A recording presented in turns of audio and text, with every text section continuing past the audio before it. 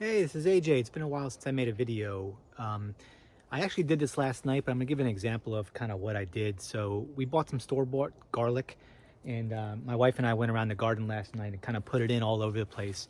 I had a pretty good idea from last year when I grew it, where it grew the best. For me personally, it was in areas mulched around trees.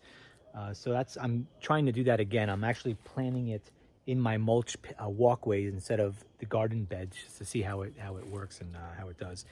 But it's, what is it? It was March, or no, I'm sorry, September 16th yesterday when I started putting all this in. So if you're in the Texas area, San Antonio area, now's a good time to put your garlic in.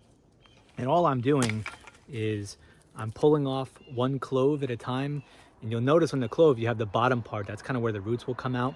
So when I put it in the ground, I'll just dig down a little bit, push that root part down to the bottom, cover it back up with soil, and then water it in really good.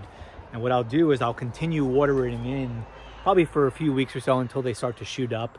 Then once they start to shoot up, I'll water it, a little less frequent. And then once they're established, you pretty much leave them alone, especially if they're in deep mulch. So I'll kind of show you where I went around the yard here and placed them in. So you'll see all these areas here that I kind of have these little spots dug out. That's where I'm planting it this year. You can see I kind of tore off some of the garlic and put it in there. But I went all around the garden putting it in those types of areas. I put some around my apple tree here last night as well, just a few. I came over here to the peach tree, same type of thing. And to be honest with you, I'm not sure sun-wise what was best. I just know in different parts of my yard where I put them in the wood chips, they kind of worked out pretty good. So again, I put some more over here by one of my plum trees all along the walkway there. I did experiment. I put some in here where my cucumbers were just to see how they do. Then I put a bunch of, my idea is that they're going to pop up and it's going to be like a green kind of walkway there as you go in. Then the rest of them, this was my best spot right here. This is, what is this? I think it's a plum tree.